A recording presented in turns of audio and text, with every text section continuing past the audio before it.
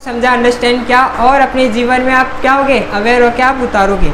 ठीक है, तो अधिकार बहुत महत्वपूर्ण है। तो अब पेज नंबर 28 पे आते हैं। अब पेज नंबर 28 पे क्या है फ्रेंड्स, तो पेज नंबर 28 पर जो पेज नंबर आपका बुक का है, वो इसमें जो टॉपिक आज हमें स्टडी करना है वो क्या है, बिल ऑफ राइट्स के बारे में, यानी अधिकारों का घोषणा पत्र। अब आपने ये तो जान लिया कि भाई फंडामेंटल राइट्स हमको संविधान ने ग्रांटेड किए हैं, लेकिन भाई कैसे किए हैं, तो ये समझने वाली बात है, उसको समझते हैं। जैसे अधिकतर लोकतांत्रिक, अब भाई लोकतंत्र का मतलब क्या होता है, यानी लोकतांत्रिक का मतलब क्या होता है, तो भाई लोगों के द्वारा किया गया शासन ही लोकतांत्रिक है। अब कैसे, भाई लोक का मतलब हो गया लोग और तांत्रिक का मतलब क्या हो गया, शासन, यानी लोगों का शासन। थर्ड चैप्टर में डिटेल से पढ़ेंगे, बाकी सेकंड चैप्टर अधिकारों का है तो इसलिए थोड़ा लोकतंत्र के बारे में कम डिटेल में पढ़ेंगे। तो अधिकतर लोकतांत्रिक देशों में अधिकारों को संविधान में सूचीबद्ध कर दिया जाता है। ठीक है, कि व्यक्ति को कौन कौन से अधिकार प्राप्त है, जिसे सरकार सदैव क्या करेगी, मान्यता देगी। और ऐसे ही अधिकारों का घोषणा पत्र कहते हैं।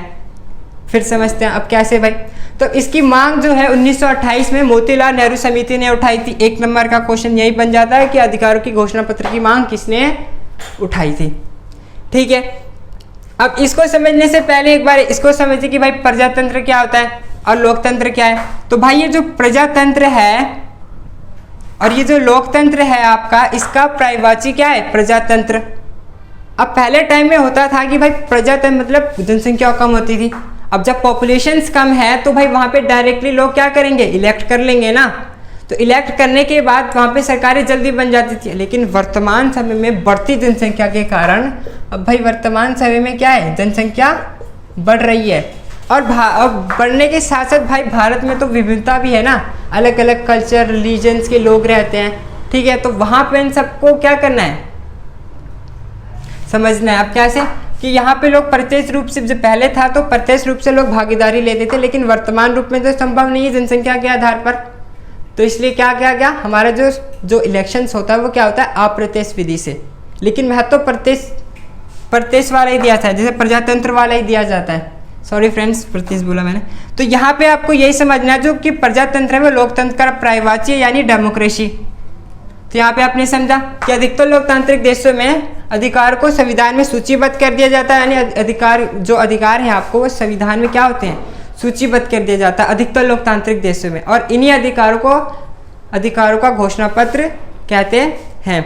अब आगे समझते हैं भाई कि आपने क्या समझा, फिर समझते हैं एक बार। अब यही जो अधिकारों का घोषणा पत्र है ये क्या करती है, सरकार को।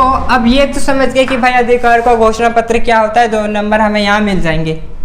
लेकिन आपको अब क्या समझना है, आपको समझना है कि भाई प्रॉफिट क्या है, हमें क्या प्रॉफिट है। तो भाई प्रॉफिट ये है कि अधिकारों का घोषणा पत्र सरकार को नागरिक के विरुद्ध काम करने से रोकता है। आप अपने अधिकार के प्रति अवेयर होंगे, गवर्नमेंट को अपने अधिकार के प्रति अवेयर होना है। तो अगर सबको अपने अपने अधिकार पता रहेंगे तो लोग हद में रहेंगे, सीमा नहीं पार करेंगे। तो यहीं पे वो समझा रहे हैं कि गवर्नमेंट है वो नागरिकों के विरुद्ध काम करने से रोकता है, कि भाई गवर्नमेंट कोई एक्शन ना ले ले अपने पावर के चलते। अब फिर क्या करते हैं, अब यही गवर्नमेंट क्या करती है भाई, स्टेट्स में जो उल्लंघन होने पर सुनिश्चित करता है, कौन, गवर्नमेंट। ठीक है, तो अब क्या होता है, तो अब होता है कि अन्य व्यक्ति को निजी संगठन से खतरा होता है।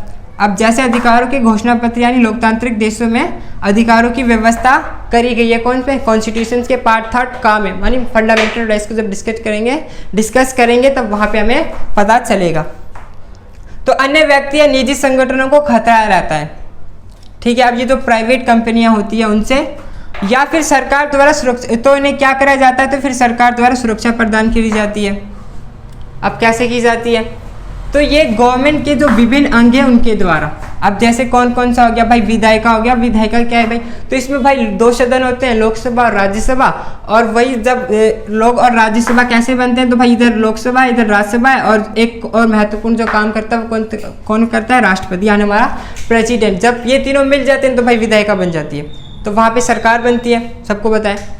तो फर्स्ट ये हो गया, चलो। अब सेकंड भाई एग्जीक्यूटिव क्या है, भाई एग्जीक्यूटिव कार्यपालिका है जो कानून को इम्प्लीमेंट करती है, यानी लागू करती है। इसका काम क्या है, कानून का लागू करना। भाई कौन आता है इसमें, तो भाई इसमें आपका आता है प्राइम मिनिस्टर, मंत्रिमंडल, उसका मंत्री परिषद, राष्ट्रपति, उपराष्ट्रपति, राज्यपाल, ये सारे इसके अंतर्गत आते हैं और इनका क्या है, संगठित रूप है। अब तीसरा क्या है, तो भाई नौकरशाही। अब नौकरशाही क्या है, अब इसमें जितने भी गवर्नमेंट नौकरी करते हैं वो सारे ब्यूरोक्रेसी का पार्ट है।